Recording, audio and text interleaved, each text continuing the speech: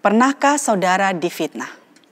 Pernahkah mengalami seseorang menceritakan tentang diri saudara kepada orang lain, namun berita yang disampaikan tidak sepenuhnya benar atau tidak sesuai dengan fakta yang sebenarnya?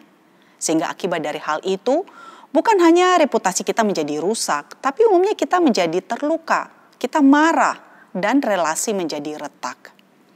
Nah, di dalam episode sebelumnya, yaitu episode 10, di dalam seri Amsal ini kita pernah merenungkan tentang pengaruh perkataan dan pentingnya kita menjaga setiap kata-kata yang keluar dari mulut kita. Nah, hari ini mari kita merenungkan Amsal 18 ayat yang ke-8 tentang seseorang yang menceritakan hal-hal yang tidak sesuai dengan faktanya kepada orang lain. Amsal 18 ayat yang ke-8. Perkataan pemfitnah seperti sedap-sedapan yang masuk ke lubuk hati.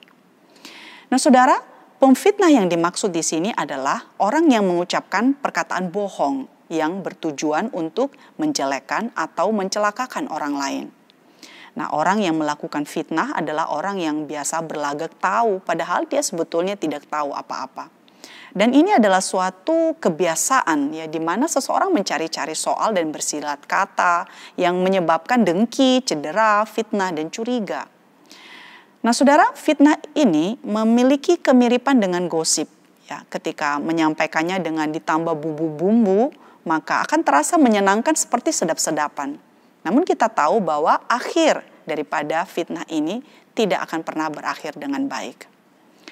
Nah, seseorang pemfitnah menyampaikan berita fitnah biasanya bertujuan untuk menghancurkan nama baik orang, untuk memutuskan tali persahabatan mereka, untuk menebarkan kejahatan di antara sesama saudara atau tetangga, dan membuat mereka menjadi menentang satu dengan yang lain.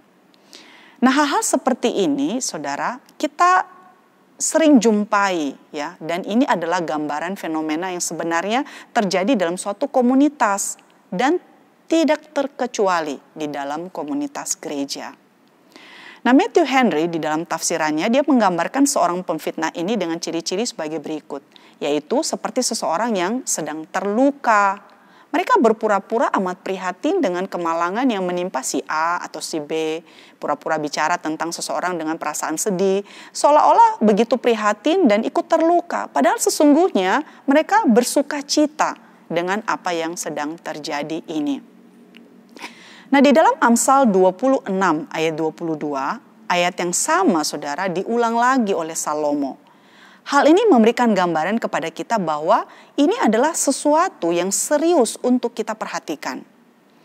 Nah, di dalam Imamat 19 ayat yang ke-16, hukum Musa juga menyebutkan tentang hal ini. Janganlah engkau pergi kian kemari menyebarkan fitnah di antara orang-orang sebangsamu. Janganlah engkau mengancam hidup sesamamu. Akulah Tuhan. Nah, hukum ke-9 di dalam 10 perintah Allah juga menyebutkan tentang hal ini. Jangan mengucapkan saksi dusta tentang sesamamu. Nah, mungkin kita pernah mendengar pepatah yang mengatakan fitnah lebih kejam dari pembunuhan. Nah, mengapa disebut demikian, saudara? Karena dengan menyampaikan berita yang tidak benar tentang seseorang, hal itu sama saja dengan membunuh orang itu.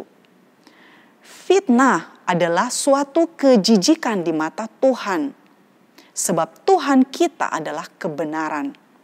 Maka apapun yang tidak benar dan yang berlawanan dengan sifatnya, dengan naturnya, itu adalah dosa. Nah, di dalam Perjanjian Baru, fitnah dijelaskan sebagai bagian dari kodrat berdosa manusia yang lama.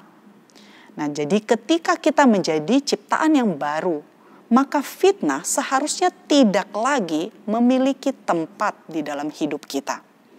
Di dalam Kolose 3, 7-8 dikatakan, dahulu kamu juga melakukan hal-hal itu ketika kamu hidup di dalamnya.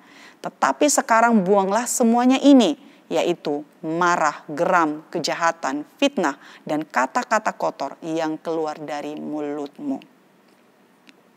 Saudara, ucapan kita harus berdedikasi atau didedikasikan kepada kemuliaan Allah, sama halnya dengan tubuh kita. Jadi fitnah adalah suatu kebiasaan yang harus kita hentikan jika kita hendak mengikut Tuhan Yesus dalam hidup kita ini. Nah, faktor terbesar yang mendorong orang melakukan fitnah ini biasanya iri hati. Iri di dalam hati biasanya mendorong seseorang untuk melakukan fitnah dan berbagai macam tindakan tidak terpuji lainnya. Nah, dampak yang ditimbulkan oleh fitnah ini, mungkin kita sudah sering lihat terjadi. Persahabatan menjadi rusak, rumah tangga retak dan hancur, termasuk gereja saudara berselisih bahkan sampai bertikai karena fitnah. Suatu masyarakat bahkan negara saja bisa hancur karena fitnah ini. Nah, solusi Allah untuk mengatasi fitnah ini adalah saling mengasihi. Yohanes 13 ayat 34. Kasih menginginkan yang terbaik bagi orang lain dan memelihara reputasi orang lain seperti kita mempertahankan reputasi kita sendiri. Kasih saudara tidak berbuat jahat terhadap sesama manusia. Karena itu kasih adalah kegenapan daripada hukum Taurat.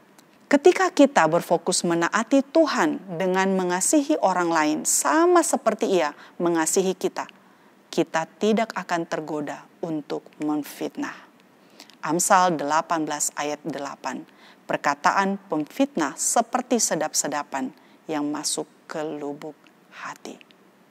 Amin.